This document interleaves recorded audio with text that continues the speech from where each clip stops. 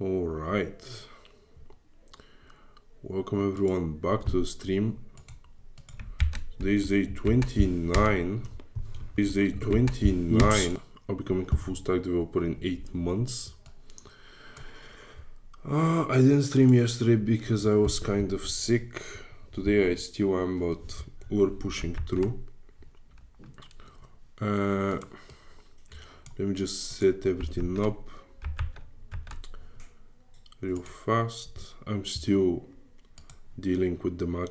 I'm still not 100% used to it, but I see the CPU load is like on my previous PC it was like 30% when I was streaming, and on this one is 3, so it's like 10 times better. The CPU load is 4%. Right, so let me open up the chat, and we left off here at the interactive scrim, so we're beginning with that. Let's see about it. Tell me if the audio is... Wait, let me just check if the audio is too loud.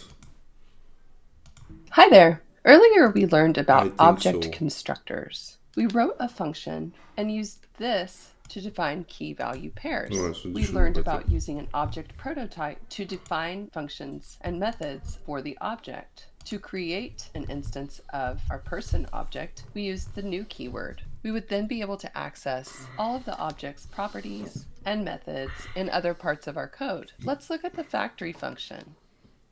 The factory function pattern is similar. We're defining a Can I zoom function, this we're in? taking parameters. In this case, we have a statement to return our properties and methods, but instead of using new to create an object, we set up and return a new object by calling the function. So here I've created the variable Jeff, and I'm calling the person factory function. I'm feeding it the name and age parameters. And so when I run this, I see in the console that I'm able to return Jeff's name property. I'm also able to call the say hello function to log hello to the console. Cool. Inside our factory function, this return statement is using a shorthand that wouldn't have been possible before 2015. Back then, our statement would have looked like this. We would have a key and a value pair for each property. This is a bit repetitive, no? Well, if you're referring to a variable that has the same name as the object property, like we do here, you'll actually be able to condense it like so. Sweet. With that in mind, let's consider the following code. Here we've defined 4 different properties: name, color, number, and food. How might we log these values to the console in a manner that's easy to read? Why don't you pause the screencast and try it yourself? When you're done, you can check back here and we'll do it together. Wait, what do they want to do? 4 different properties: name, color, number, and food.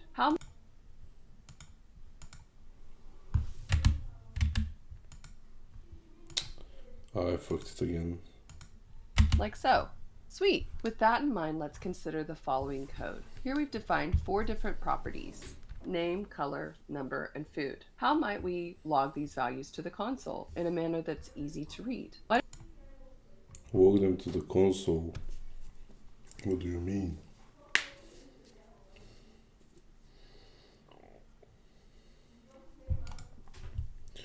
I'm not sure what she means. Why don't you pause the screencast and try it yourself? When you're done, you can check back here and we'll do it together. I wonder how you did it. Are you doing design patterns? Welcome, Rizzy G. No, not design patterns, or at least I don't know if that's design pattern factory functions. If it is, then we're doing design patterns, but last lesson we kind of learned about constructors, and now it's factory functions. It says pattern right here, so maybe, I'm not sure. Factory functions it is. So let's see what she meant, because I didn't get it. We could log these values to the console. We can log each item individually. Sure.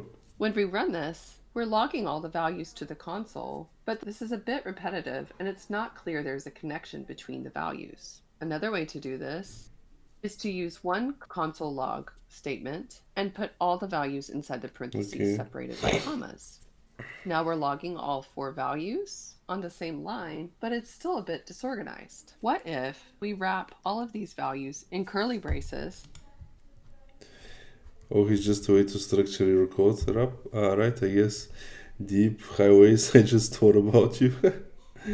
You summoned me. You just spawned me into streaming. There you go. That's the power of the mind. Oh my god. Like we did before with our My return mic is statement. right in front of my Now screen when we and I run cannot this, we see key press the value play pairs button. all within our curly braces as an object, and the information becomes more Ah, she meaningful. puts in an object, Awesome. I remember Okay, now we have a good foundation for using factory functions in our code. But first let's talk about closure. Well, actually, let's roll it back and check that you have a good grasp of scope in JavaScript. Remember, scope determines Sure. where variables and functions can be used. now. I think I have a in pretty code. good grasp of scope. Consider this. Let's see. Here we've defined a variable, we've declared a function, we've called the function, and then we want to log a to the console. Which value do you think will be logged to the console? It will be logged 17. Do you have a guess? Let's run this and see. It's 17. There you Can go. you edit this code to print 99 instead? Sure.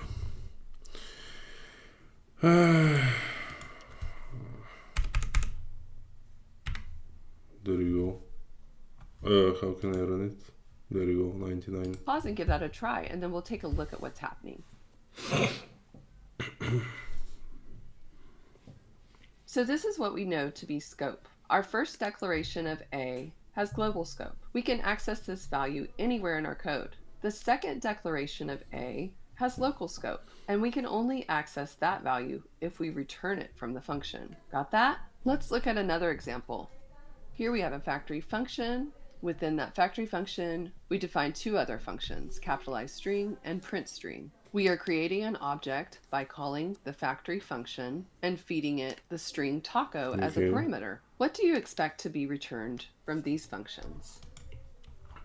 So what do I expect to be returned? We have print string const taco, right? So she's using the factory function to make the taco object. Then I guess print string will console log, but you have capitalized string inside of print string, so it will go to this, but notice that it will have to capitalize it first, so it will print taco but uppercase. That's what I'm trying to say. Why don't you pause and put your guess in a code comment under each function call, then hit run. Hit run, what do you mean? Taco.capitalized string will return the same thing, and taco.print string. And see if you return the wait. results you expected. I'm not sure about these two actually, because we are not calling them on the object. Do you want to pair program on a project together when you learn the MERN stack? Yeah, sure. What are you building? That would be awesome. What are you building? All right, let's look at these one at a time. Because of the concept of scope, these functions inside a factory function So this can will be not work, accessed right? outside the function itself. So Yep. 1, 2, and 3 fail. We Ah, get even the messages that the capitalized functions string, are not because it defined. returns Why are we just able to print print our string. string in the Only print string because it's what's returned by the factory function. It's a bit annoying that I cannot last press anywhere call? to Right, because we run returned it, but then I wouldn't be able to edit the code, so print it's fine. string from our factory function. But how did our string get to be uppercase? We can't access capitalized string outside of our factory You can function. inside of it. Oh, but print string can, and we're returning print string Yep. from our factory function. This is closure. Let's think about this. Closure means that functions retain their scope, even if they are passed around and called outside of that scope. In our example, print string has access to everything inside a factory function, even if it gets called outside of that function. Right on. Let's look at yet another example to make sure we've got this.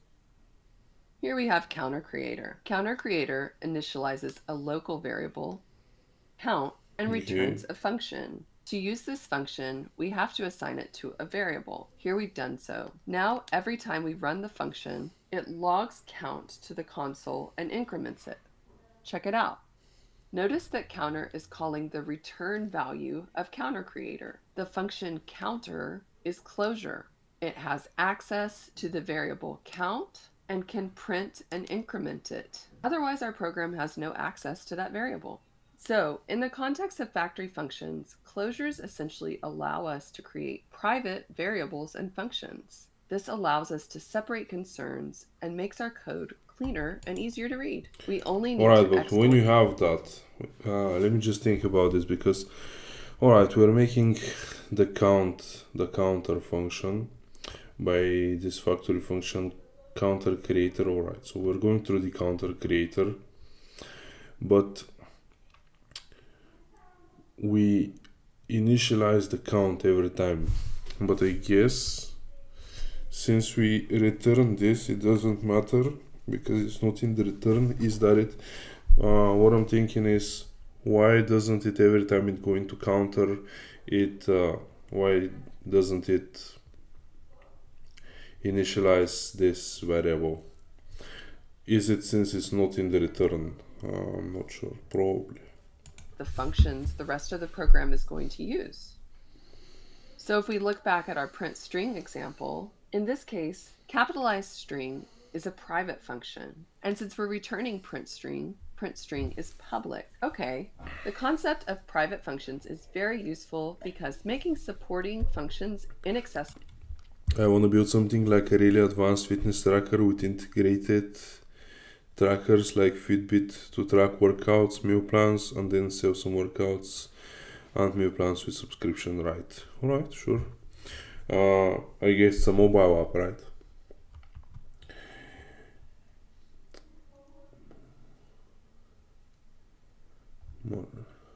Also add badges, reward, working out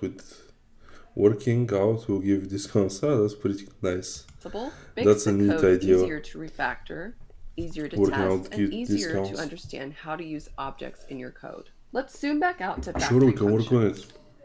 You can pause and take a minute to read through and What figure is out what that? this code's doing. Alright, let's figure out what this code is doing.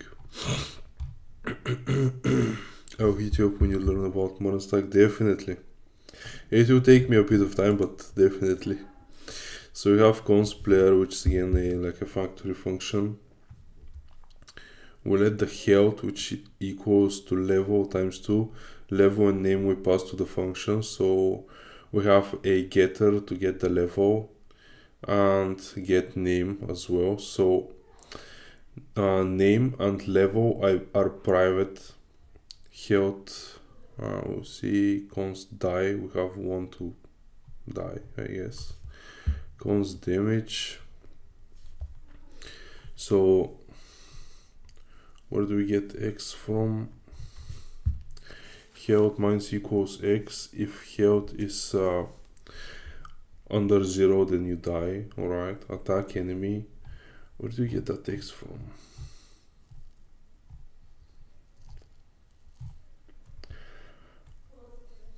I think this is not meant to like really work.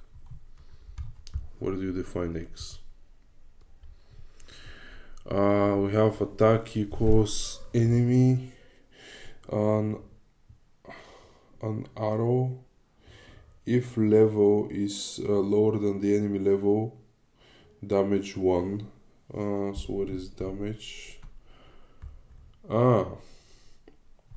So you pass it to the damage function, so x will be 1 this time. Health minus equals 1. So if the enemy's level is greater than yours, otherwise you take 1 damage. And you say enemy get name has damaged name. Okay. If level, and where do you get enemy from?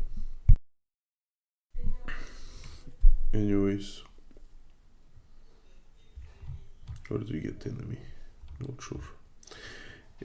If your level is higher, then you damage the enemy. You return attack, damage, get level, get name. And you can make Jimmy, which is player, of gym and level 10, then the bad guy will be the other player. Jimmy attack, bad guy. So when you attack, you input the enemy until you attack on the object. Alright, so pretty nice. I've understood it. Alright.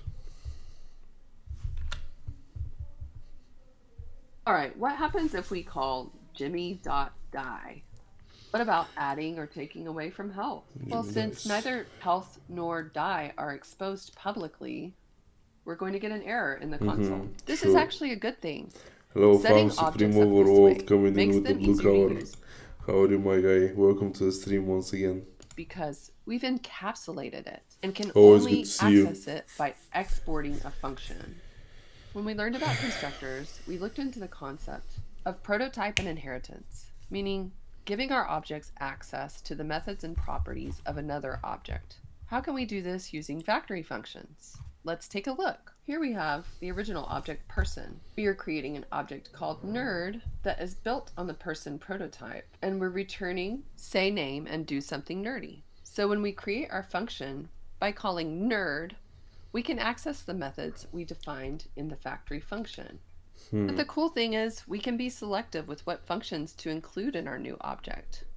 We can use some of the functions or all of them. With object assign, this is easy. Object assign will copy all the properties from one or more source objects to a target object and return the modified target object. Let's look at one other thing, actually similar to factory functions, modules.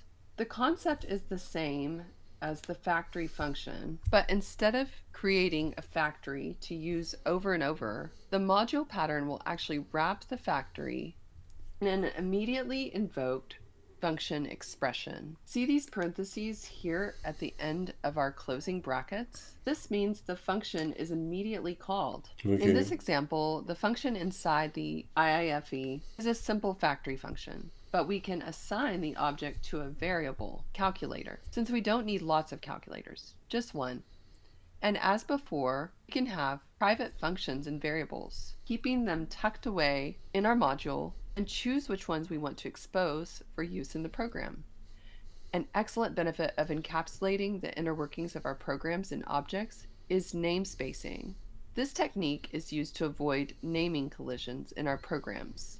For example, we might have a function to add items. In one place, we might want to add numeric values. In others, we might want to add items to our HTML display. If we've encapsulated everything, we can chain this same method to different elements within it. All right, we've covered a lot of ground. Factory functions, scope, Quite closures. a bit to learn. How do I don't minimize it, okay. We have 3 different kinds of prototypical inheritance, EA6 plus medium. Alright, this out of here. Okay, we have an article and then this PDF ebook.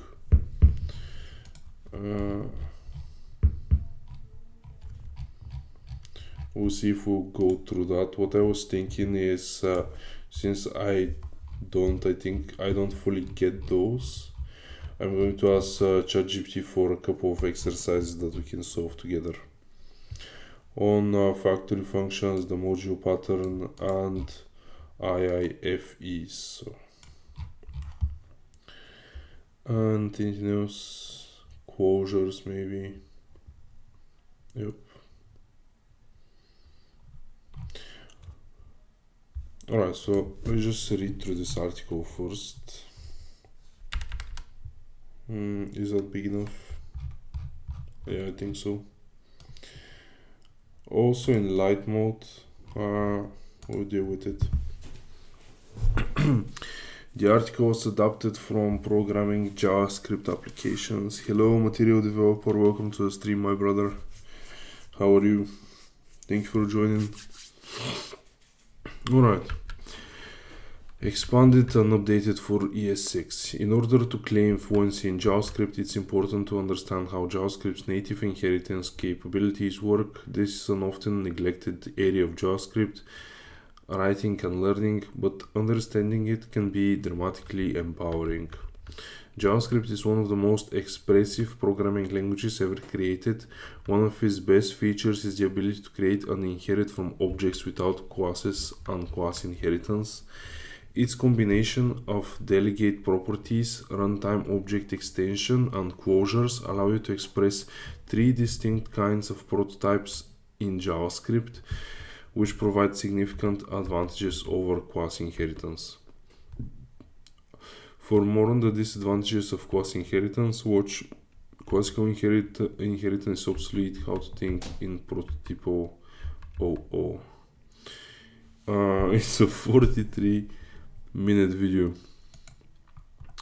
Do we watch this? I think it will be interesting to watch this, but maybe do we read through the article first, or alright, let's read through the article and after that maybe we'll watch the video, because it seems interesting, to be honest. Delegation, differential inheritance. They're saying a delegate prototype is an object that serves as a base for another object.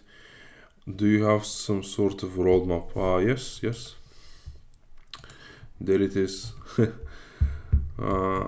At least for this JavaScript course, we have a bigger roadmap. Here I'm following the Odin project, as you can see. And this is the JavaScript full stack part. We've gone through the intermediate HTML and CSS, we're on to JavaScript, then we have advanced HTML and CSS, React, databases, Node.js, and the last one, we'll see getting hard. So this is kind of the roadmap, and now for JavaScript we have factory functions. We'll make a tic-tac-toe. Odin project is good. Are these free? Yep, they're completely free. Classes, ES6, npm, so on and so forth. So yeah, we're going through that quite a bit indeed. A lot of projects too, which I'm happy about. Okay. When you try to access a property on the new object, it checks the object's own properties first. If it doesn't find it there, it checks the prototype, and so on up the prototype chain until it gets back to object.prototype, which is the root delegate for most objects. I'm thinking of starting streaming too, something like you do. This will be amazing, bro. Definitely do it. See how you like it. That will be amazing. I'll definitely tune in to watch you. Let me just a sec. How do you do that? There you go. I'm your second subscriber, so if you ever start streaming, I'll be notified. So there you go. It first goes to the object, then to the prototype, and then to object.prototype if it doesn't find what you're searching there. 60-year-old path to getting hired. Wow, you're 16. Nice. Definitely start young. Yeah, I think people would love it. So we have method delegation can preserve memory resources because you only need one copy of each method to be shared by all instances. There are several ways to set up the relationship in JavaScript. The one you're likely to see in ES6 goes something like this. So what do you have? Class greeter, constructor name, this dot name equals name or John Doe, if I guess no name is given in the arguments. We have hello, which will return hello, my name is, and this dot name. Const George new greeter, so this will make an object with the name of George. Const message George hello, console log message. Alright. Is this in JavaScript? The one you're likely going to see in ES6. I don't see class in JavaScript, so Due to the many problems associated with class inheritance and the temptation to extend classes, I don't recommend this technique. I present it here only because it's likely to be a familiar point of reference. You may also be familiar with the ES5 constructor function. Good luck in learning, not gonna distract you. Don't worry about it. Thank you so much, but you're not distracting. Don't worry about that. So we have function greeter again with the name, this dot name equals name or John Doe. This is all, these are in their own separate like functions. This is the greeter prototype. Yeah, they showed us something like this in the Odin project. I don't know why it's ES5. I prefer a factory function using object.create. In JavaScript, any function can create new objects. When it's not a constructor function, it's called a factory function. That's an interesting way to put it, I guess. So we have const proto hello return hello my name is and this dot name, and const greeter with the name arrow function object.assign object.create proto.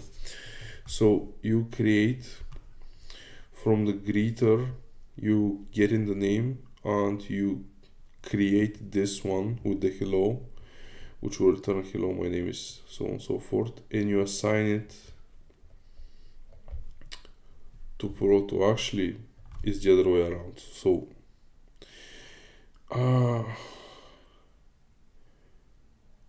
greeter George, but then do you have yeah, so this one you're creating and assigning to proto, and then you create the object from here. It's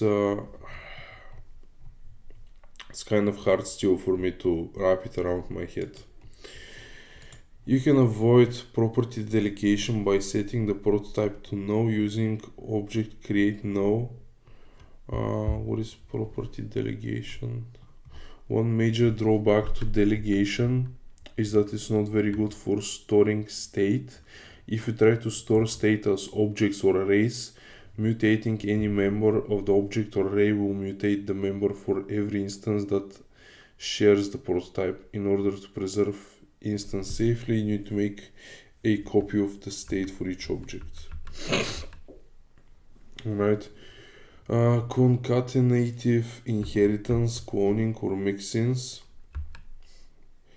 They're saying concatenative inheritance is the process of copying the properties from one object to another without retaining a reference between the two objects. It relies on JavaScript's dynamic object extension feature. Cloning is a great way to store default state for objects. This process is commonly achieved using object assign. Prior to ES6, it was common to use similar extend methods from Wodash underscore or jQuery. So you have proto hello function hello return hello my name is this dot name, and then const George. They do object dot assign. I guess they make a new object proto and named George. I'm not sure how that works. You want the roadmap? I'll share it to you. This is the link.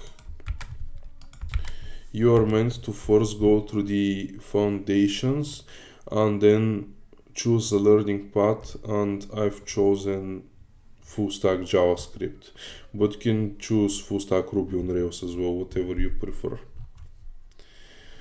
But yeah. Okay. It's common to see this style is used for mixins. For example, you can turn any object into an event emitter by mixing event emitter prototype. Thank you, no worries.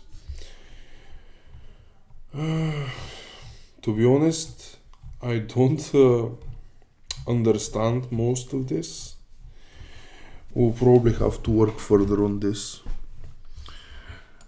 Functional inheritance, coined by Douglas Crockford in JavaScript. The good parts: functional inheritance makes use of a factory function and then tags on new properties using concatenative inheritance. Functions created for the purpose of extending existing objects are commonly referred to as functional mixins. The primary advantage of using functions for extension is that it allows you to use the function closure to encapsulate private data. In other words, you can enforce private state. It's a bit awkward to hang the attributes on a public property where a user could set or get them without calling the proper methods. What we really want to do is hide the attributes in a private closure. It looks something like this. Alright, so they mean that you only, for example, you return, where is the return? Object assign this set name. This how they've written it is like 10 times more complex than what we saw here in this article. I don't know how they expect me to go from there to there, but composition over class inheritance. Дефиле на грандиозни отстъпки. Черен Sorry, петък I'll в skip that. makeup.bg. Сбъдни желанията си.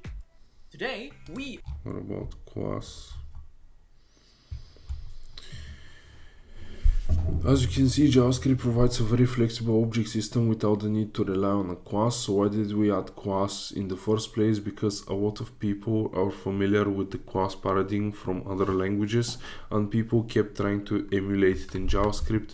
Inheritance in JavaScript is so easy, it confuses people who expect it to take effort. To make it harder, we added class. Several popular libraries implemented pseudo-class inheritance in JavaScript using the delegate prototype chain to emulate class inheritance. Adding an official class keyword provided a single canonical way to emulate class interface in JavaScript, but in my opinion, you should avoid it altogether. In JavaScript, composition is simpler, more expressive and flexible than class inheritance. I can't think of a single good use case where class is better fit than the native prototypal alternatives. What I'm seeing is that the Odin project is really detailed compared to a lot of paid resources indeed. I think how they structure the roadmap and the information they've written out in these articles and the supplementary like assignments that are from third parties make it really great. And it's great that you have to like read it yourself and not watch a video or a tutorial. I think that makes it a lot better. I've been challenging people to come up with a compelling use case for class inheritance for several years and insisted of good use cases. I hear a whole lot of common misconceptions. So conclusion, once you start thinking in terms of class-free objects and inheritance using prototypes and concatenation, you begin to really appreciate how simple, powerful and flexible JavaScript object system can be. Okay.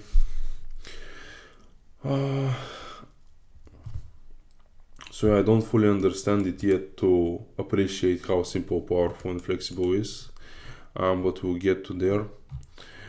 I think if they add interactive challenges would be awesome. In some Hi lessons there. they have Earlier these we learned about scrims object constructors. We wrote a function. that are interactive. For example, they will show you something and they'll tell you to pause and here start writing code. So console.walk EasyG, and then when you run it you get the result kind of in here. But this is kind of the interactive exercise they are providing. Also they have a repository,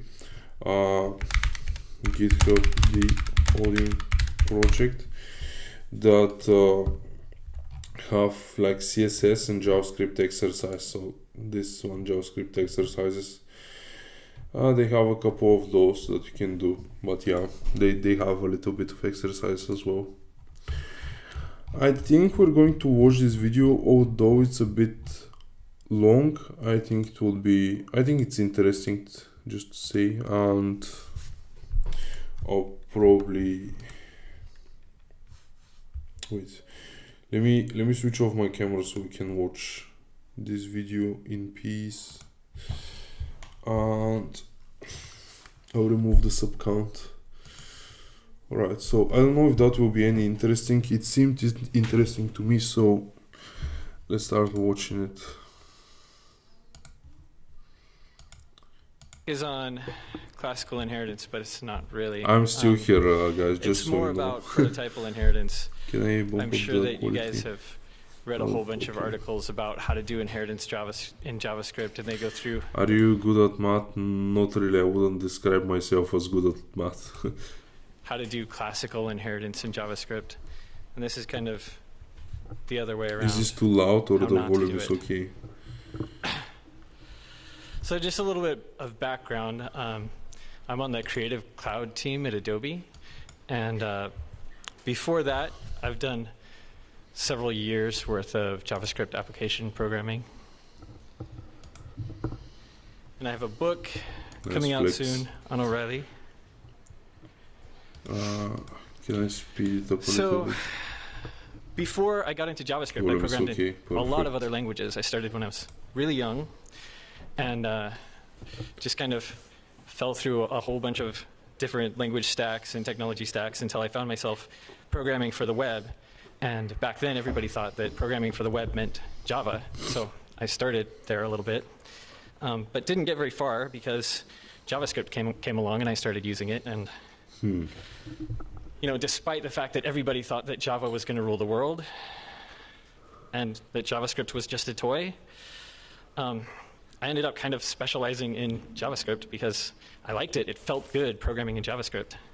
And for a long time, I couldn't quite put my finger on it, and I got a lot of funny looks about it. But I couldn't do it any other way. I couldn't go back. I was having so much fun in JavaScript that Nice. despite all the heckling, I continued. This guy quoted earlier. JavaScript has something that other languages lack.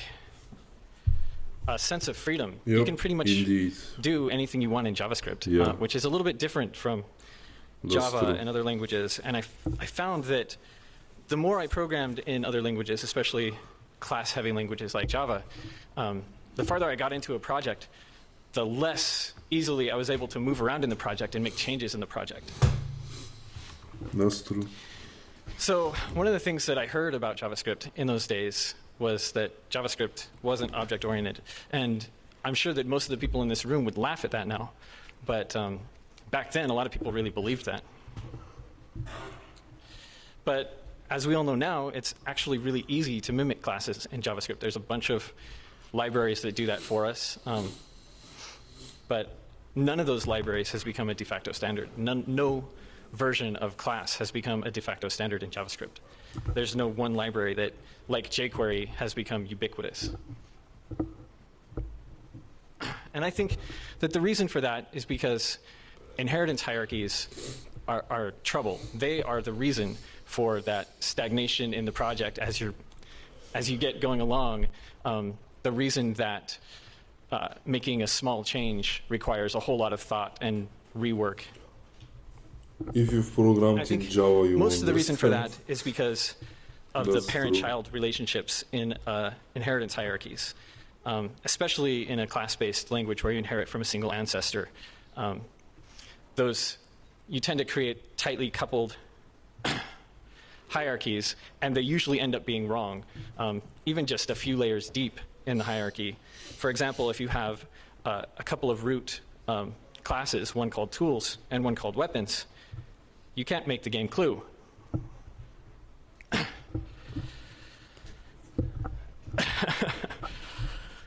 There's a problem with the parent-child hierarchies, and that is that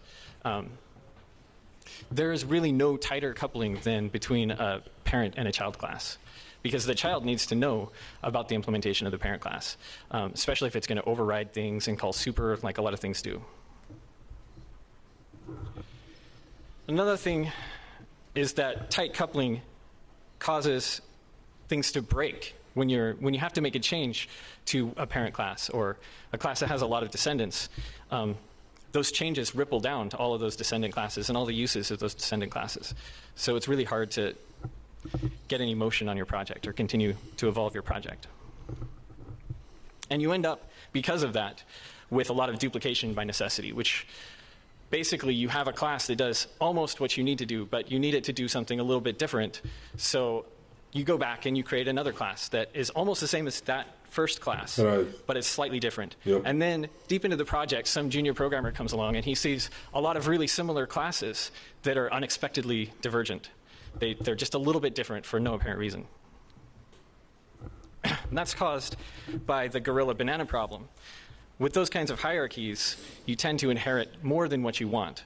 What you want is a banana, and what you get is a gorilla holding the banana and the entire jungle. That's a nice way to say it, to put it, I guess.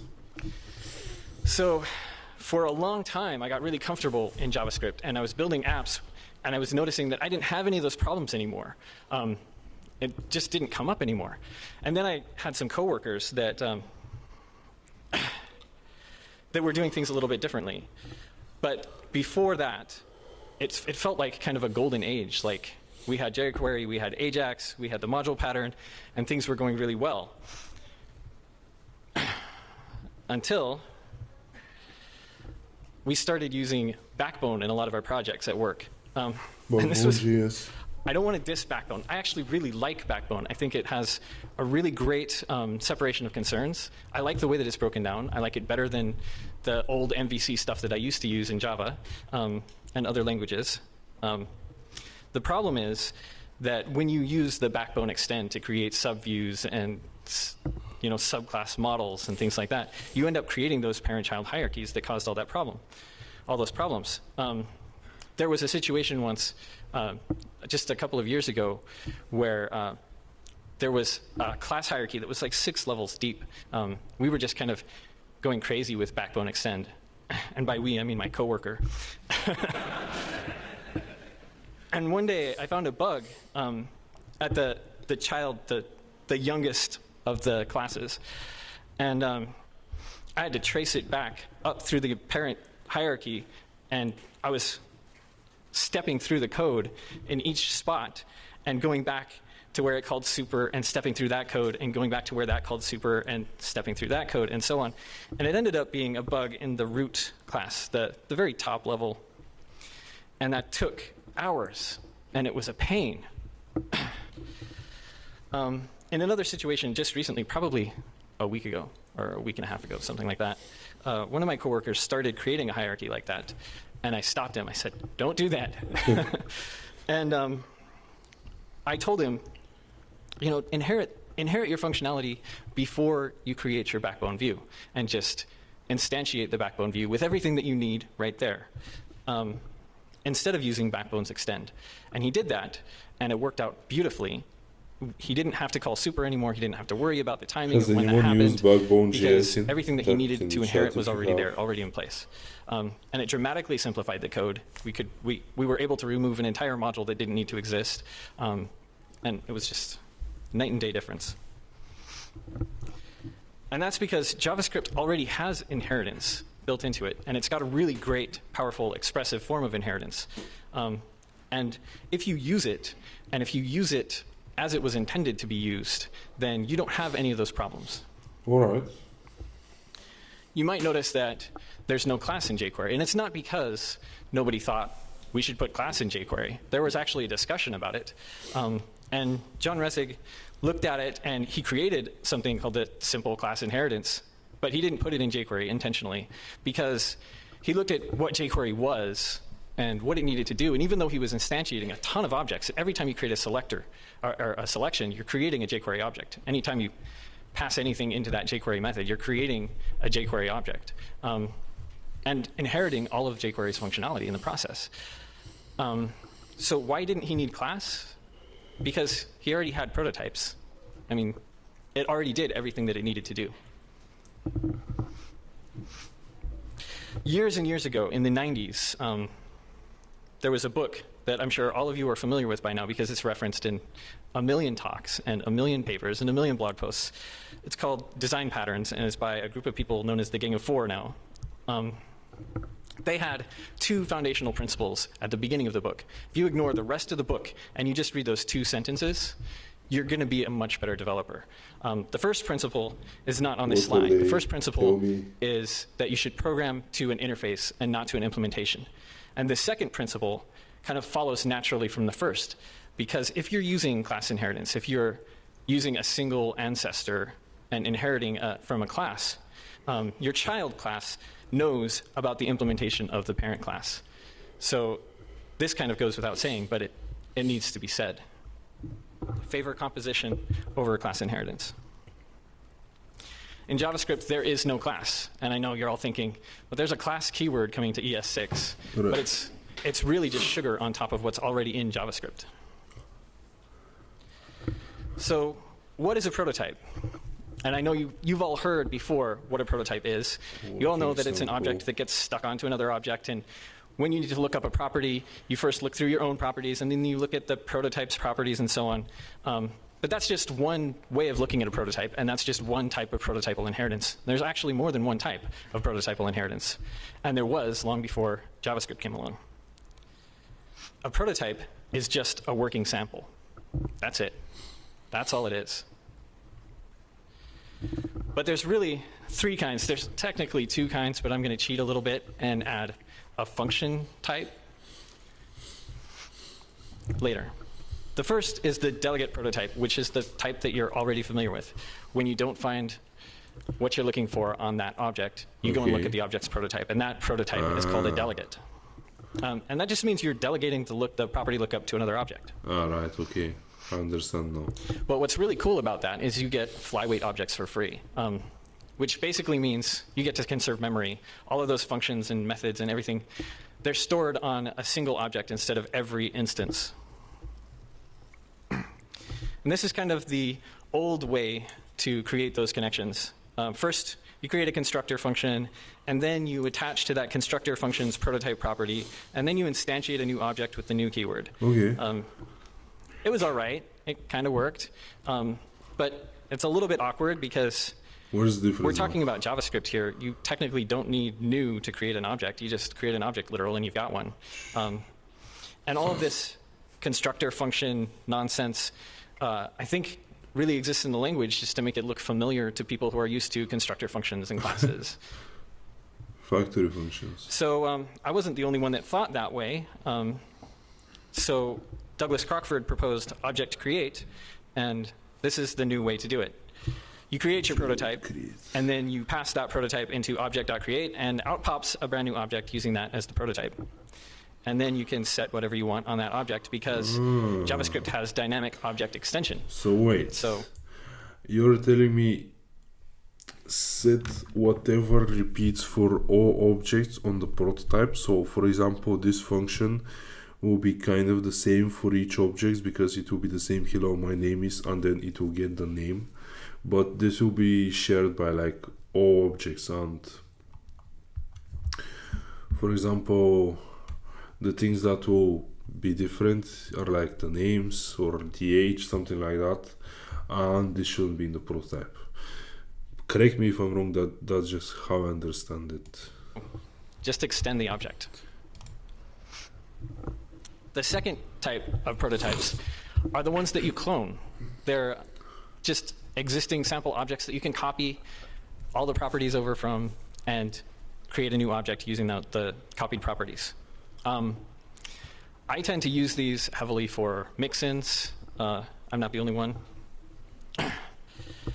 So to do this, you just have an object, probably create it with an object literal, and then you can use one of the utility functions that are really common. There's jQuery.extend or _.extend, or I think there's a variety of them in a lot of different libraries, but these are the ones that you're probably familiar with.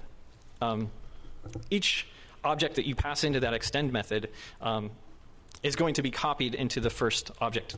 Meaning the properties are just going to be copied over from one object to the first object, which is the destination.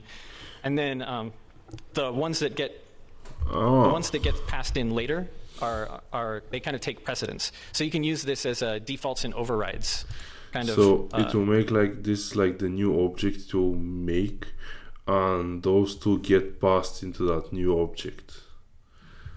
So it's like mixing them in. Solution. And one very common use for this is to turn anything into an event emitter, which is really handy. Anything can emit events and inform you about its status. So here we create something that's similar to Backbone's models, just by extending an object, a new object here. We have some attributes and a set method and a get method. And the set method is going to trigger a change event. And then you just pass in Backbone events, and out pops a new object that has an event emitter.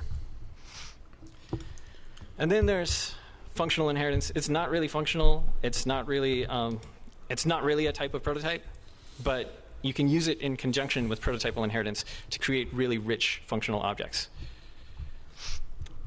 And these are great for data privacy and encapsulation.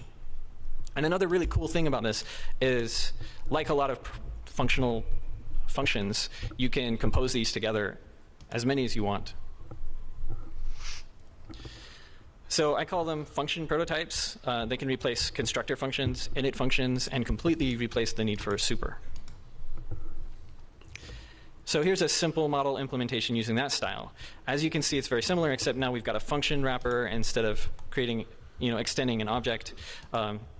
This time, the attributes are private instead of a public member. So when you try to access those attributes from outside of this object, it doesn't work. You won't see them on there. But you can still get at them with the set and get methods. And you can, because there's a closure scope here, and it creates a closure for you. And you can use any function that you define inside of this outer function is going to have access to all of that private scope inside that wrapping function. Okay.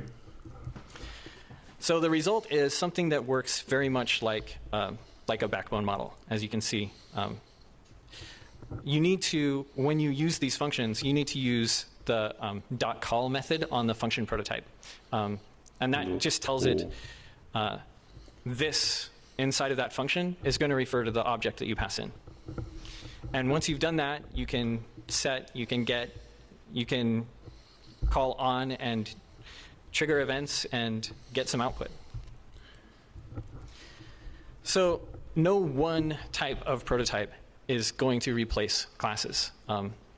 But when you combine them all together, they're very powerful.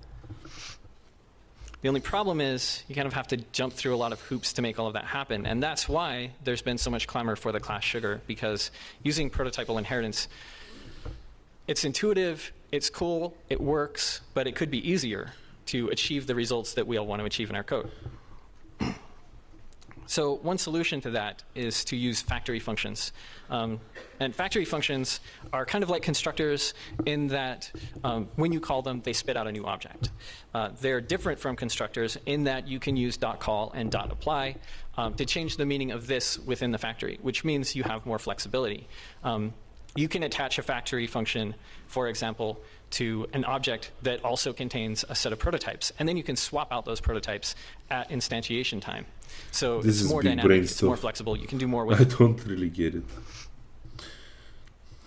So just to demonstrate these techniques, I created a library called Stampit, and it basically just combines all of those techniques into a simple library. Okay. And you can install that by running npm install Stampit,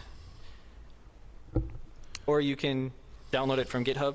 I know that the Wi-Fi has been a little bit crazy here, so maybe don't all do this at once. These slides will be online later, and you can play with them at your convenience. But the basic structure of That this is one hell of a conference. I named these methods love to be there. by how I think prototypal inheritance is best used. And this is from years of experimentation and another attempt at a library that did something very similar and lessons learned from that. And feedback I got from that from the user community. So eventually I settled on this. I like to use delegates for methods. And the reason for that is just to conserve memory. And then I like to use cloning and concatenation to store state. And the reason for that is that if you try to store state on your prototypes, then your instances are not instance safe, especially if you're trying to change, if you mutate, for example, a member of an object that's stored on the prototype, that member is mutated across all of the instances. And the same thing goes for arrays. If you mutate any element in an array that's stored on the prototype, that element is mutated for every instance. So I recommend that you create a fresh copy for all of your state, but you can still have state defaults and store them on a prototype and then just copy them over. The last one I called enclose, and that just makes it clear that you're creating a closure, and you pass a function into that. So use the functional inheritance. And what you get back when you call... I think I'm convinced to start the Odin project again. I'll catch up in a few weeks. I left it after completing the admin dashboard. The admin dashboard, this was in the intermediate HTML and CSS, right? Start the Odin project again. I'll catch up in a few weeks. Yeah, just go from where you left off. Definitely, I think it's a pretty large course, and completing it. Let me just 1 second. Alright, so what I'm thinking is it's a pretty large course. It has tons and tons of content. So if you complete it, just let me exit full screen. Let me show you that. You know how many lectures and modules it has, so on and so forth. Only like a tiny percentage of people were able to ever complete it fully, because if you go to the last sections, we open the Getting Hard and the Node.js, and if you go to building your personal website, and also to the last project on Node.js, the Odin book, if you look at the community solutions, you only have, for the personal website, 209 solutions, and for the Odin book on Node.js, you only have 40 solutions. It was, I think, 37 when I began. But yeah, just 40 people were able to submit a solution to the Odin book, which tells you not that many people go through it, and not that many finish it. So it's a hard thing to do, incredibly hard, I would say. It will teach you discipline, it will teach you consistency, and by going through the whole thing, you have a lot of knowledge, and I believe you'll be job ready, since only 40 people were able to submit the last Node.js project. So think about that. Think how much you stand out, not in front of an employer, but for yourself. Just if you are able to do something that is that hard, that only 40 people of the thousands and thousands that embarked on this journey were able to successfully complete. So this is something legendary that I want to accomplish, and I tell you guys to do the same. Do something hard. It will be good for you, I promise. Yeah, so let's continue with this one now that my little rant is over. I'm going to leave my webcam on. All the stamp it function is a factory function, and you can just call that function and it'll pop out a new instance. Or you can use stampit.compose and combine it with any number of other factories. And when you combine those factories together, you can do some really cool things. I'll show you here. So one question that has bothered a lot of JavaScript programmers for a long time is, how do I inherit privileged methods and private data? And a lot of people have said that this isn't possible in JavaScript, but a lot of people are wrong. You actually can do it. Always bet on JS. I don't know what privileged methods are. It's actually really simple. You just create a couple of closures. So here we're using stampit to create a new factory. And then we're going to set some private state, a variable called a. And of course, that is going to return objects. And you can get a, and it is what you expect it to be. But here's where it gets a little trickier. We're going to do that again, call it b, but then have a variable called a. And then we're going to compose them together and create a factory called C. And then we're going to get A, and we're going to get B, and they're different, even though the variable's the same. And that's because they're in two different closures. So you can safely combine as many as you want, and the private state is still private, and it's instant safe. So why is that cool? Well, that's cool because you just saw multiple ancestors, which means you can easily do selective inheritance. You can compose a whole bunch of smaller pieces into the object that you really want, instead of getting the gorilla and the banana and the entire jungle. And you can inherit private data, which is fantastic because then you still have the encapsulation that you really want to build a good self-documenting API. Now, I think that should be stressed a little bit because I've seen some backlash about having private data and encapsulation in JavaScript. Some people, I think they're kind of apologetic about JavaScript in this regard, and they've been trying to say, well, we don't need data privacy. I think you really do need data privacy, and that is in order to create APIs which are self-documenting. If you've got private stuff hanging onto your objects, even with underscores, the newbies don't necessarily know what an underscore means, right? They don't know, we intended this to be private. Don't use this method, it might change. This is an implementation detail that you shouldn't care about. You should really be hiding that stuff from the users of your API. I think that this is a critical piece of the object-oriented programming puzzle, and you should hide it behind the curtain. I think a lot of experienced devs don't about these concepts in depth. Don't know about these concepts in depth. Yeah, probably. I'm not sure what they know and what they don't. Could be the case. It's really mind-blowing how deep and complex it gets. And this is only like surface level stuff. I think it can get a lot complex in like different programming languages. In JavaScript also it can get more complex. But if you learn like C or assembly and so on and so forth, like the amount of stuff that you have to think about is just insane to me.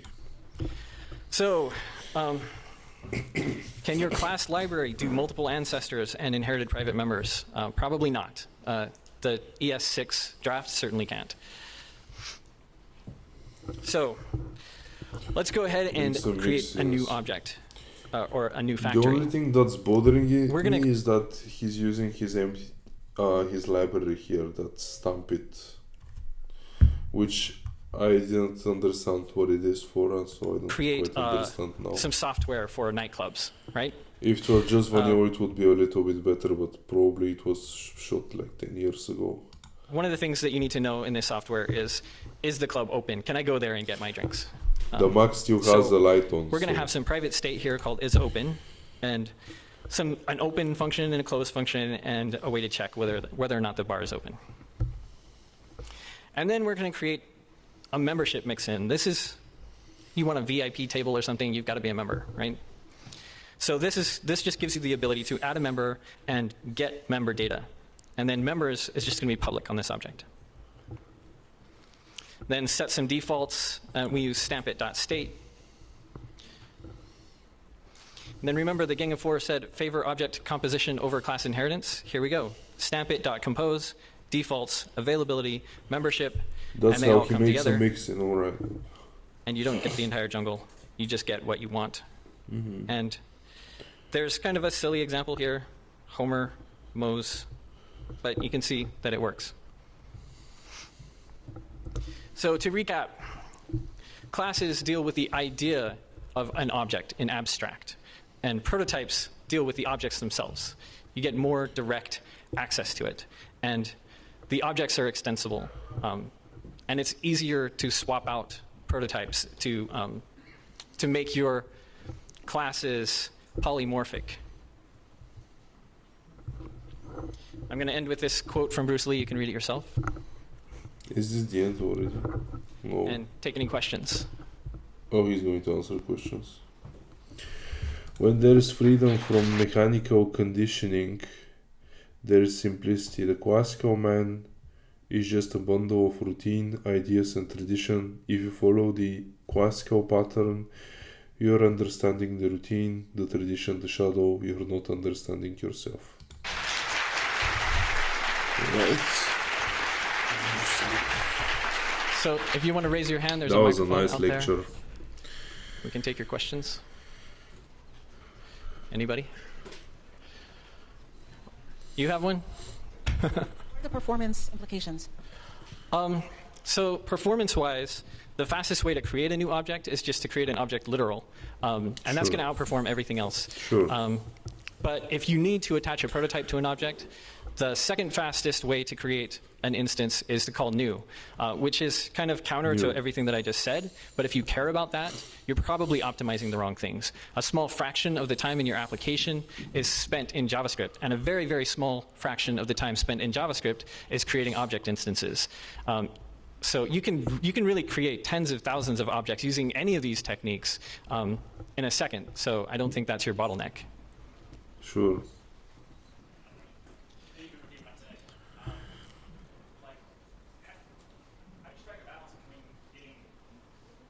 I cannot hear this guy.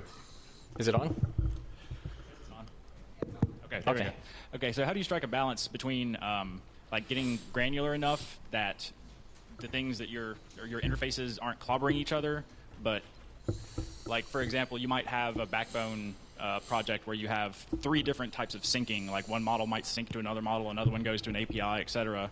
And you could have an interface that defines the sync method, and you don't want one sync method to clobber another sync method, so you have to break it up to be more granular, but then you wind up with these long chains of extends because you're trying to pull in everything you need, but without any kind of conflict.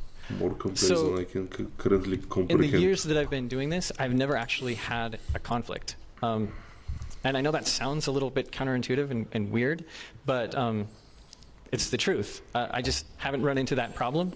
But if you are afraid of running into that problem, you can always namespace your properties, and then you won't have that problem anymore. In fact, you can do that while you're doing the extend. You can just create a new object literal and rename the attributes that you're afraid might conflict. Or if you know that you've got a conflict in your API, then you can just create an object literal and do that. Can I ask a quick follow-up? Sure. So if you actually have a heavily traditionally class-based hierarchy and you're trying to migrate over, do you have any advice for approaches on doing that, especially for a large-scale application? Sure. Just start doing it with the new stuff, because that's going to be the easiest. So everything new you write, just do it normally. And your engineers are probably not going to be confused about what's going on, because this is pretty common JavaScript technique. I'm sure that all of you have seen one or all of these techniques before you came into this talk. So it's not going to cause a lot of confusion if you just start doing something like this. And then I would identify the key problem areas in the code base. Like if you, for example, have one of those backbone views that is 6 levels of inheritance deep, that's probably going to be a pain point in your application. So I would start by refactoring that one and just continue, iterate. Hi, can you go back to your first slide where you have George with object.create? Oh, he's going back manually. Yes.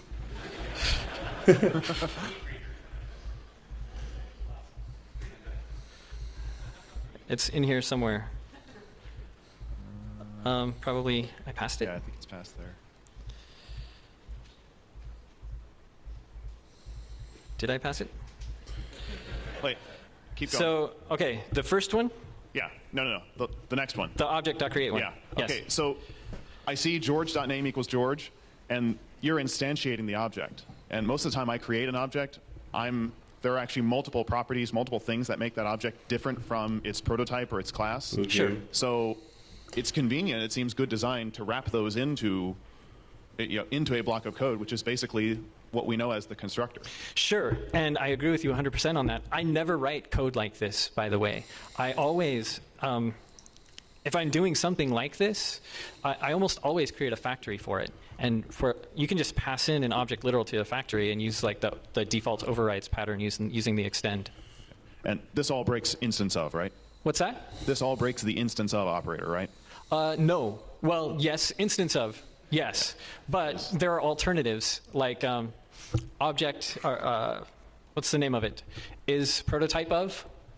But that wouldn't work with your compose method, right? Because you're just copying stuff, right? Sure. With your mixin? I think it might work. I not sure. Let's find out.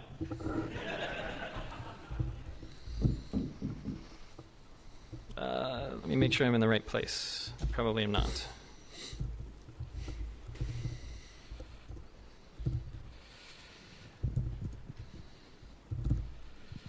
Okay. Do you start your day one with DOM manipulation and events? No, I just didn't stream I should day be able one. to answer this off the top of my head. The idea for streaming came a bit later, Okay, but let's see. I'm probably like 2 months in. I started kind before I of do at this- the end of September, I think. October, November, yeah. So about 2 months in. I think I need to create an object to use The as a first prototype. month I didn't really stream. Did you find CSS difficult? No, because I've tried CSS before that, so I found Grid to be interesting. We just passed Grid a few videos ago, a few streams ago, but it wasn't too hard. But yeah, CSS not that hard, but it's because I have previous experience with it. I guess if it's new to you, it will be This is always fun watching like somebody hard code, huh? indeed. Blame that guy. Yeah, this is definitely like 10 years old. Like, look at the interface.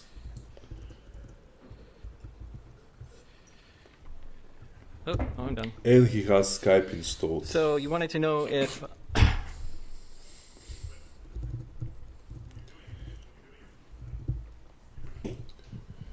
But when you're doing your multiple inheritance with .compose, that can't, like, is prototype of can't help you there, can it? If you're inheriting from multiple things, JavaScript only I knows usually about one have trouble with sizing content with CSS. Like, what size should I use to make content responsive? I usually end up making things too big or too small. I guess it depends on what you want to write. I think it really depends on the context, but I often use percentages, and you just have to play around with it, like resize the what is it, like grab the tab, resize it, see how it looks, open up the developer tools, check it out on mobile, like that. You can actually resize it in here. Only the horizontal resizing like really matters, the vertical not as much. But yeah, try to resize it horizontally. Start from like the biggest you can and then work your way down. See, for example, this image, this is like a was it a clamp or a min-max, or where they set a maximum size for the image, but then if the screen gets narrower, it takes up some percentage. So this is like, look at this image right here. As the screen gets smaller, it takes up like 90% of the screen, or it takes the fixed size of 600 pixels, let's say. So this is actually about 700 pixels. So this is either 700 pixels, or if there is no space for 700 pixels, it takes up like 90% of the screen, and that will always keep it responsive. See, like it still takes 90%. But I forgot what was that, like min-max, I believe. prototype, so you have to be copying from something. so. Apparently, if you're copying the Oops, properties, I still have the it developer doesn't- tools open. It doesn't work. But on that topic, I actually never use instance yeah, of media or queries. is prototype of. You don't even have I'm to not- use media queries for that. Can I do JS? Let me see if we can do that. There is no. Alright, there you go. So if we do a .div, let's say with the class of div, and we make the body, let's say, well, we don't even need to do that. Let's just make, also when we were doing the HTML CSS, we were just reading the info or also practicing it. Yeah, also practicing it. We had a couple of projects that we had to do, so indeed. Let's do the body 100 view heights, 100 VH, and width 100, like viewport width. So there you go. Margin we'll do 0 auto.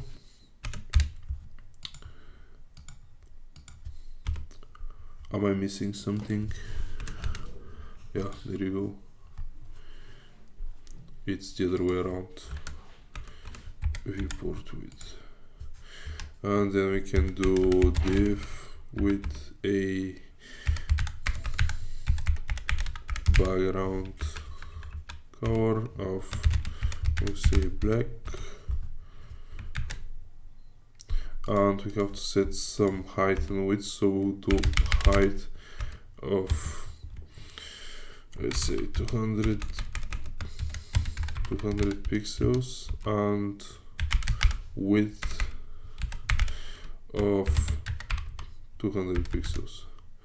Alright. Did you play any sports? I just go to the gym. I've done kickboxing. I've done different sports, but now it's primarily going to the gym. Can I switch the output so it's on the other side? I am not sure. Anyways, we'll do it like that. What's your height? 186 centimeters, so like 6'1". So you see, like, we'll do it flexbox, display flex, and justify content center in order to center it. So you see how this is a 200 by 200, but when the screen gets smaller, you might have issues because it will overflow. As you can see down here, you don't see it, but we have a horizontal scroll, and you just don't know how to size it properly for all devices. So maybe instead of width 200%, you can say min max of 200%, 200 pixels and 60%, and it doesn't work. So unexpected value, min max CSS. This is the other thing, you just have to like Google stuff. This is for the grid that I remember. Min max CSS without grid property.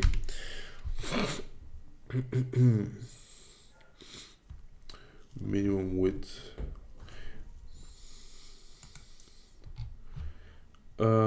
Display grid. Yeah, this is just for grid. Let's ask ChatGPT. What is a CSS property like min max that we can use with regular blocks that are not grid items? The only project is a project-based learning platform. Yep. So you can use min width and max width, or quamp. So let's try with min width and max width.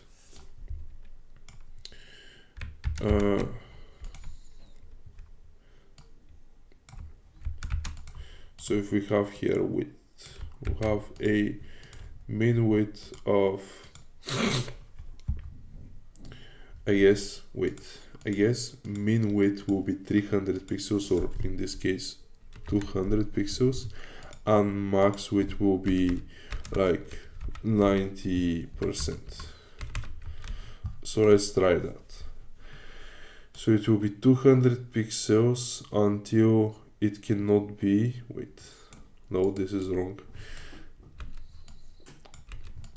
So max width, min width.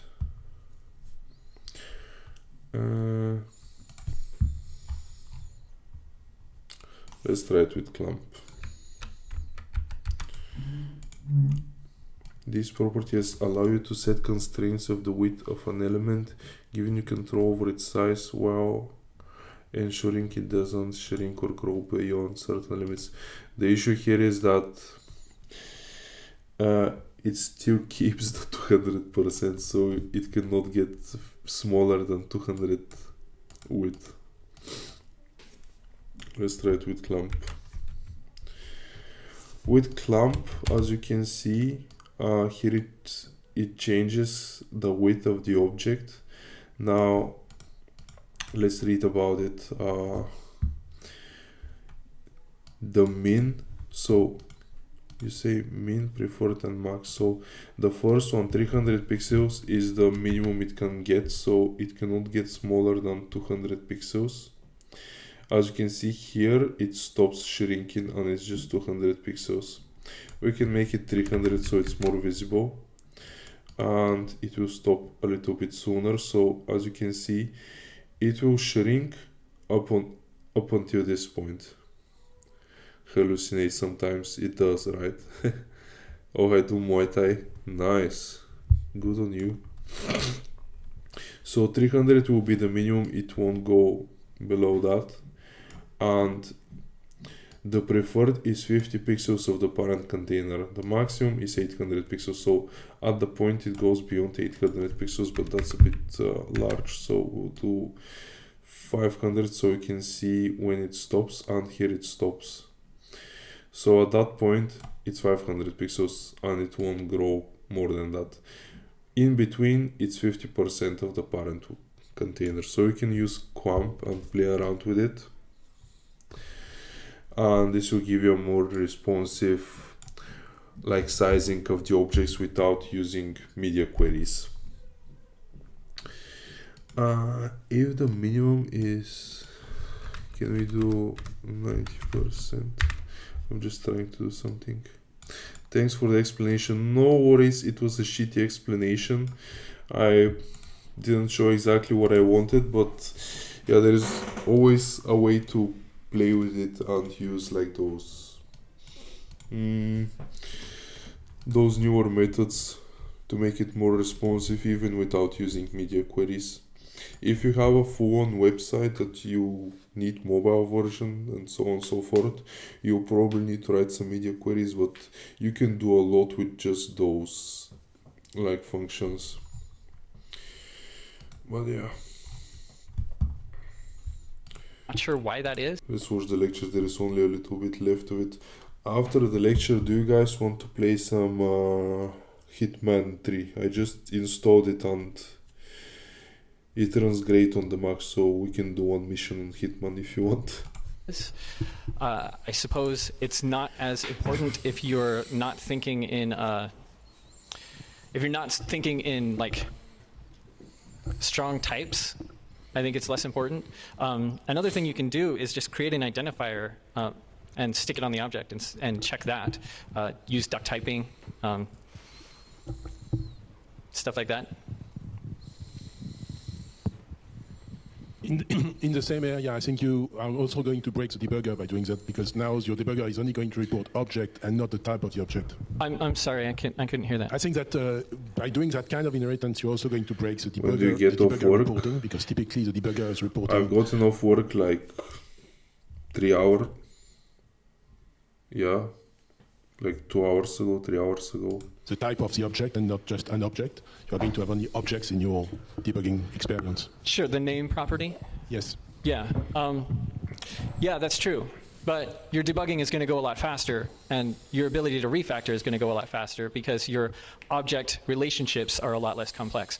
In fact, I think somebody else who was speaking at this conference, Kyle, is he out here? Anyway, he created a really cool chart that showed the difference between classical inheritance and prototypal inheritance in JavaScript. And the classical one had just all kinds of lines going all kinds of places to show all the different relationships that have to be wired up. And the prototypal was really, really simple. It was like 2 lines wired up to the prototype object. It's really, really basic stuff. So it's a lot easier to debug these kinds of objects, because they're a lot less complicated. It's called Programming JavaScript Applications. Pretty good name for a book. Anything else? Let's see, we can go to that slide. Alright. I think these guys are yapping at this point. But yeah, we'll mark this as complete. Where are we? JavaScript. Project library. We've gone through this. There's the factory functions. We'll mark it complete. And tomorrow we'll do the project tic-tac-toe, which I think is very interesting. Now guys, if you want, I think we're going to play one game of Hitman. I think that will be interesting to do on stream. I haven't done it before.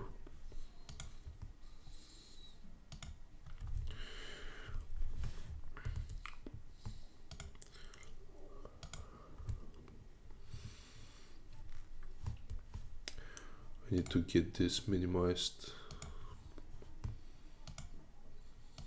There you go.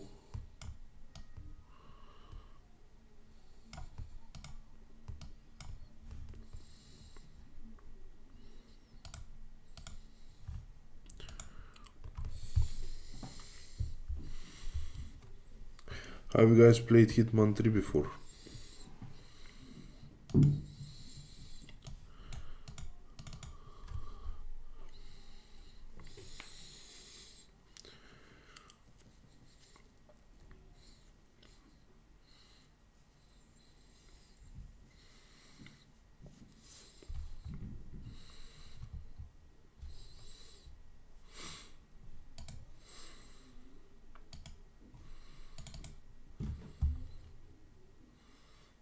Yeah, if it starts, it will be great. Nope, never heard of it. Never heard of Hitman?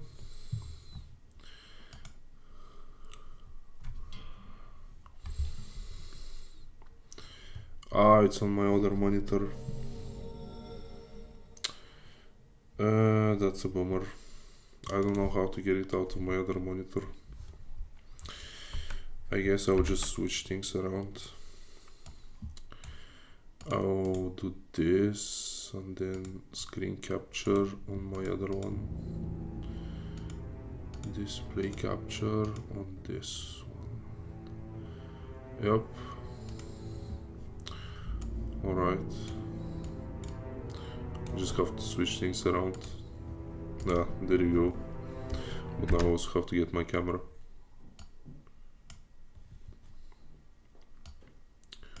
Alright.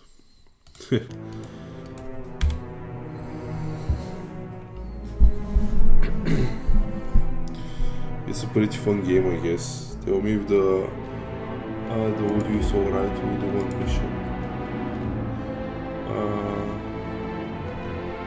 Right, let's do this one. I'm not sure I'm going to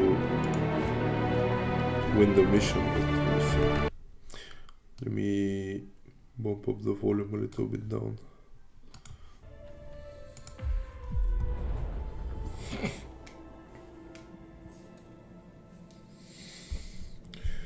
Oh, I have two screen captures now.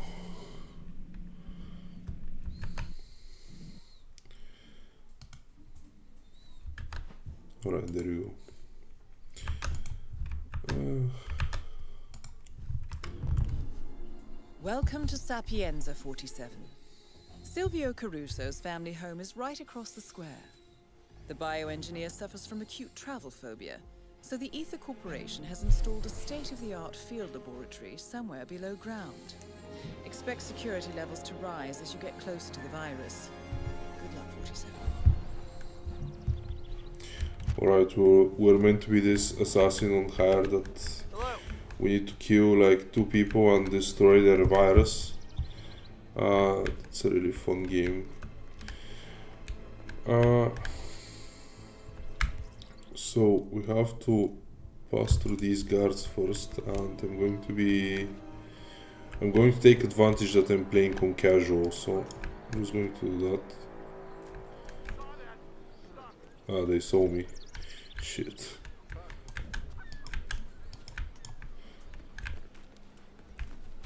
I'm just going to run past them. They definitely saw me, but they're not going to do anything, I believe. They're nowhere inside. So there is one guy here that we can take out. And I'm going to dress like him, so there we go. Let me drag him inside. Oh shit, yeah, he didn't saw me. Did you see that guy just run past me? Dump the body. Is the volume like... Oops. Wait. Is the volume too loud? I'll probably have to take them out. Wait. Okay. Wouldn't need to. Let me close that door. We have to go inside the mansion and take out the guys in red. So this girl right there, and there is one more guy that we need to take out.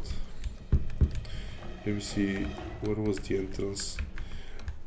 We can probably, because we're a mechanic and we cannot, yeah, we cannot go inside the house. I'm going to disguise as this guy. Oh, they saw me. Shit, who saw me? We need a goddamn cop over here. He noticed my crime. He needs to die. He also needs to die. Sorry, bro. Snap his neck. Snap his neck. We can move on. Wait, let me dump his body so they don't see that.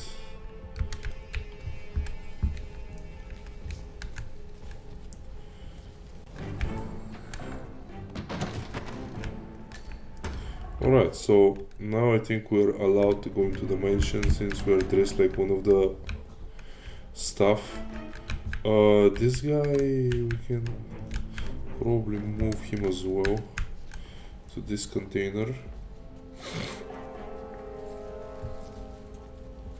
And let's go in and try to take out the two people that we need to kill.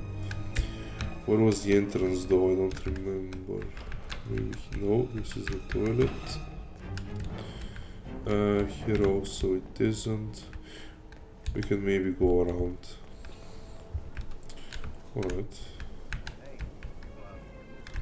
You missed the spot.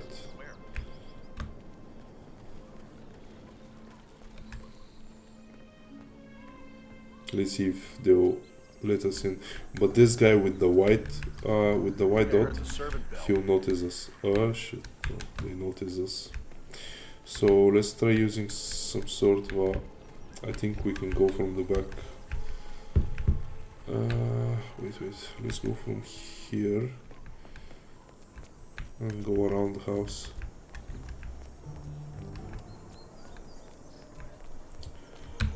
Okay, so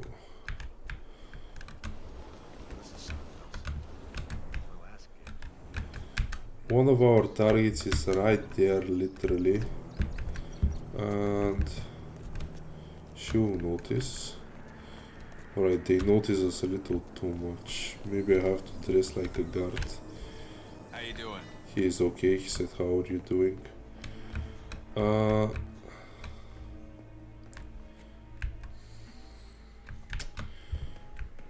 This one, if I turn on, they will notice me.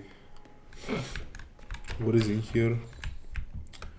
Nothing really in here as well. Right. Let's just explore, see what we have in here.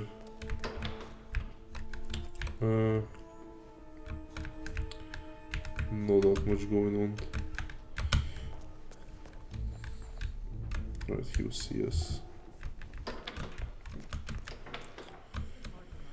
Let's move up the stairs quickly. He was suspicious, he saw us. Alright, hopefully he doesn't remember us. There are other people here. They're searching for something. Here we have a quo. Alright, what is that? Medical journal. So let's see what that According is. to the medical journal, Caruso suffered a breakdown last year.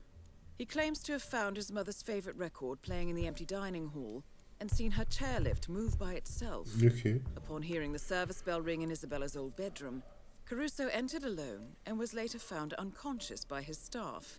He claims to have no recollection of what he witnessed inside. Now that is interesting.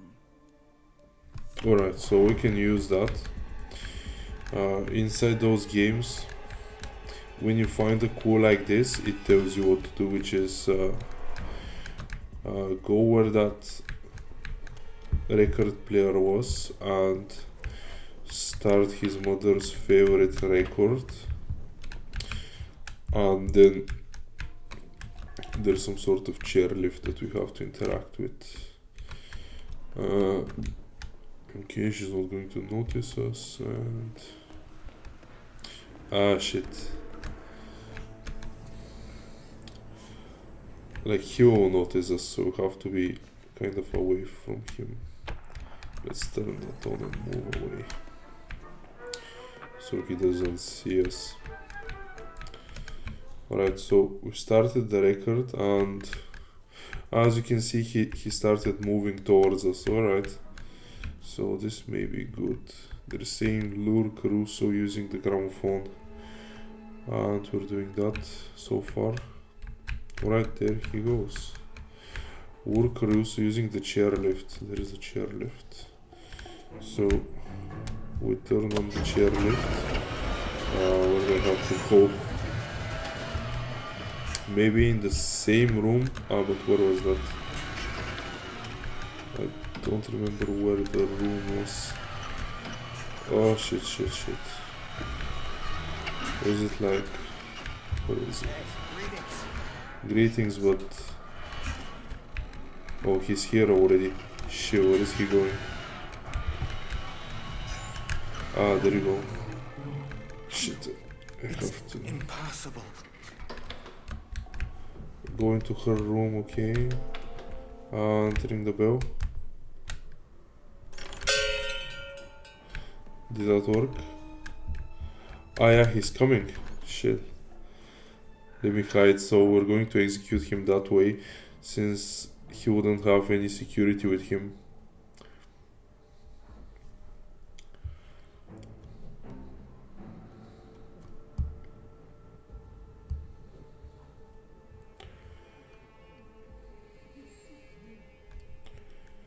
It was her sick bell, he's saying, so he's coming in probably.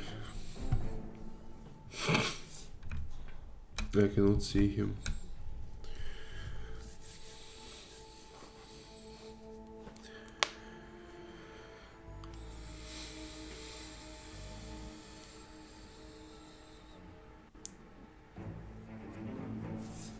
Alright, he's coming.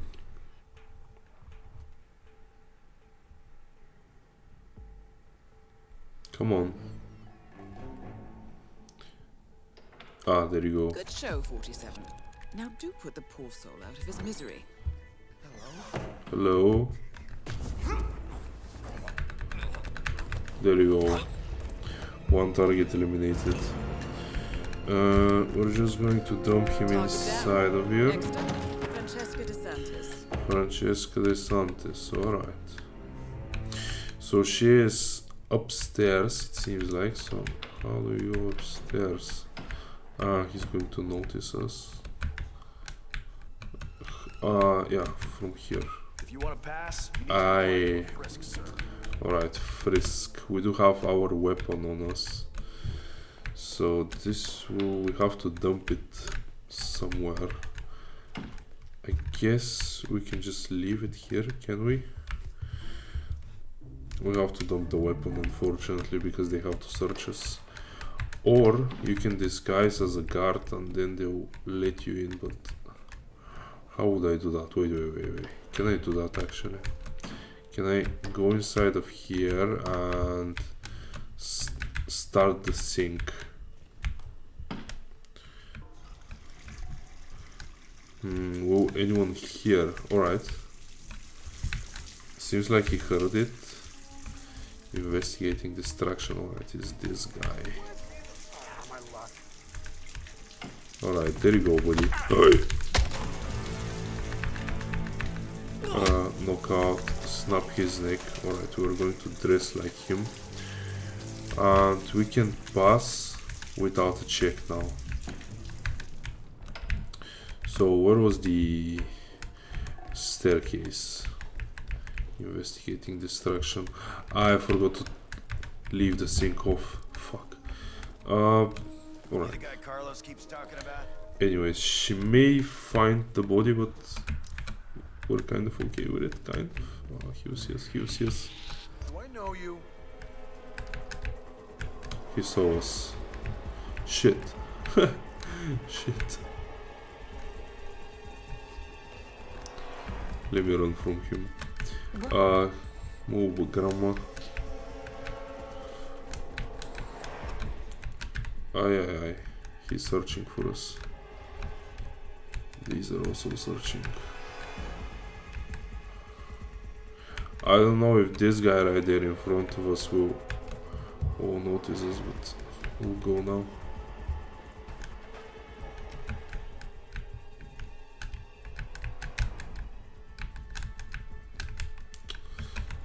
He's coming down. Shit. Alright, maybe I have to dress like a waiter again, since she'll find whatever is inside of here. Come on.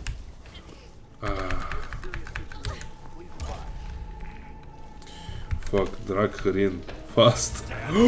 Shit, he's inside. No. Oh, okay. Alright, the silent mode seems like it's out the window. There you go. There is no more silence, see? We're doing things the old-fashioned way. So, let's just go for her, since we've already killed a bunch of people. We cannot unlock this door. We don't have anything to unlock it. Aye. He'll unlock it for us. Come here. Let's throw a coin. Do we have any more coins? No, we don't have coins. Alright, he must hear that. Oh, I did it. Oh, there you go. Okay. That was fun. Destroy the virus. So, where do we go to for the virus? Where was the underground, like, where was the tunnel? It has to connect to the house, right?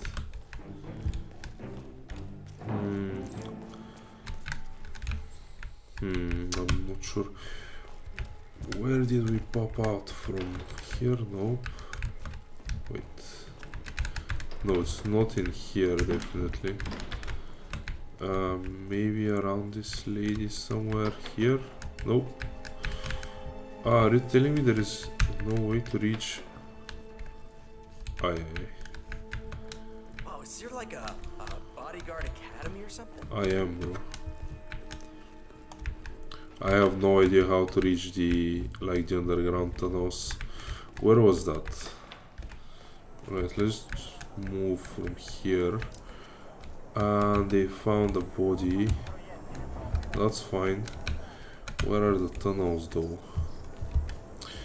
I guess one thing we can do is go around the front again and we'll move through that fountain that we just came in through. Let me holster my weapon. They must not notice us right now. I don't think they will. Let's go through the fountain.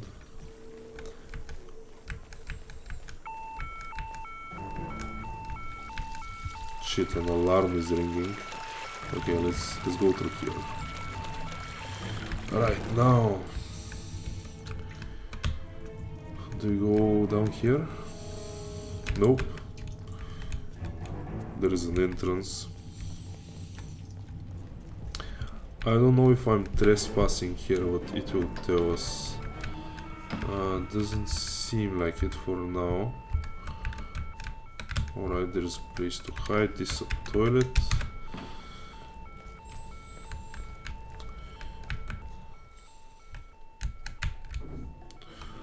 Alright, we're underground. We just have to find a way to the virus area. This seems like an exit. Yeah, this is an exit. Soda cans, we don't need that. Where haven't we gone? Here. Oh no, we came from here. Alright. How do you... Wait. Let me use the map. So from here... I'm just running in a circle.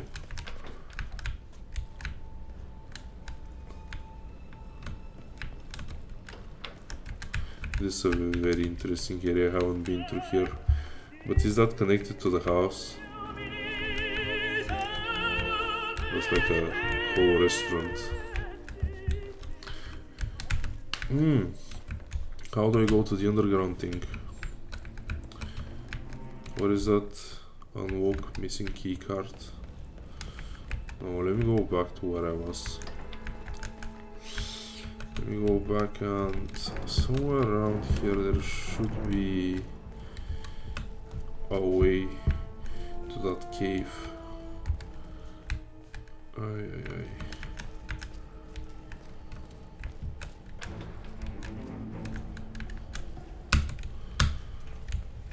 Alright, here it wasn't it. You just go out from there, but... Or maybe here? This is going to the outside as well. I don't want to go to the outside, I want to go to the cave. There is an exit. So the only place is like here somewhere. Nope.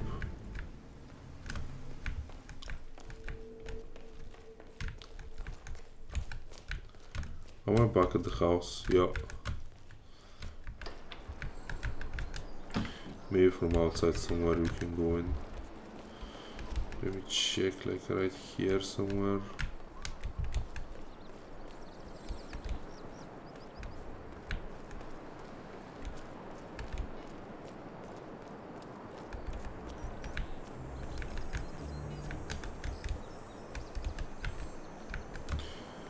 We can go around this guy.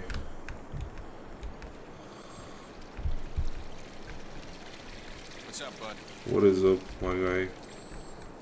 So they're like guarding this area, which means should be what is that? We have a shovel, places to dump the body, we have a grave. Maybe down here. Maybe climb down. Okay. Climb down. Ah, there you go. Restricted. I cannot unlock it. Shit, but that is the right way. But I cannot unlock it. I don't have the key card.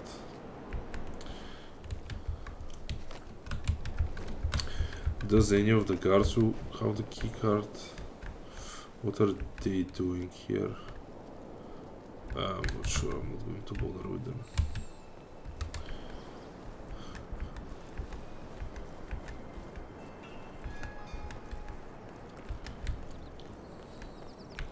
I only have to find a way to the virus and destroy it. But that's not as easy as it seems. Maybe from here we'll find a way. Ah, there you go. I think that's it. Okay.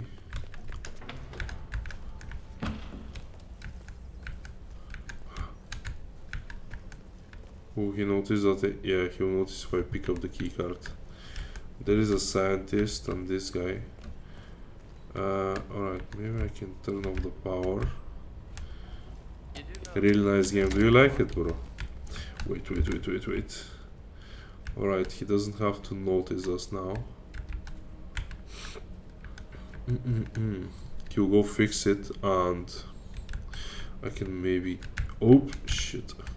I can maybe kill that guy in the meantime and take his keycard. Alright. Take his keycard. Fuck. Entering the Fast. ether lab requires a key card. Alright, I'm done. Luckily, it seems Where do I have to go now? There. What the? Oh shit, I have to drop my weapon as well. Because they'll search me. Alright, let me drop the weapon. I'll have to drop it now. Oh no.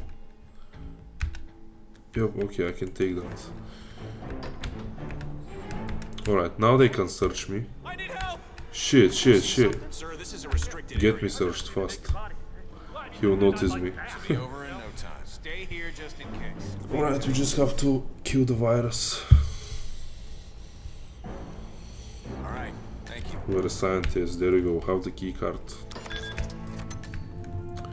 Alright, we're in. We are in. Wow. Look at this thing. Ether's field lab. You made it. The virus prototype will be close by. Look for some type of quarantine unit. What is that? Quarantine unit. Okay. We have a hammer. Would we need that? Let me pick up the hammer. I don't know if we'll need that. Right. Let's see where that quarantine lab is. Is this it? That looks like a quarantine lab, if anything. Maybe let's go into here. Oh, alright, we have someone suspicious. Can we try to... Let's try to blend in. And we have to go through that door, I guess. Alright, so we'll just wait for her. There you go. Stop blending in. Open the door. Here we have... Ah, there is an exit. Okay. Get the hazmat suit. Oh, wait. And with that, there is no way they're noticing us. There is just no way. Investigating destruction. Hey there, my guy. That looks sick. Alright, so we have to destroy the virus. And that seems to be the virus. What do we have in here? Out of my face, fool. Increased temperature. Alright. But these guys are here, so we can turn this on, and we can turn this on so we can distract them. Wait, he'll notice us. Turn this on, okay. Come on, go look at it, man. Go look at it. There is another one. Alright, we're doing it, fuck it. We're doing it. Crime noticed. Who noticed that crime? This guy. There you go. Who else noticed? I didn't destroy it. Shit. I thought I just would that destroy it? Oh, how do I destroy it? Pick up the key card.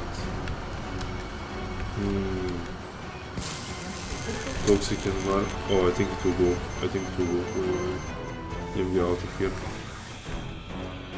I think that will do it. Oh shit, I did it. Okay, the exit. Come on, guy, move. Move. Where is the exit? Ah, shit. Get to the exit. There you go. Exit mission. Orphan. There you go.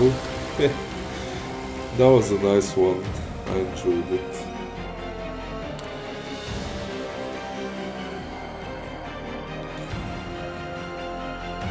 Oh, really cool.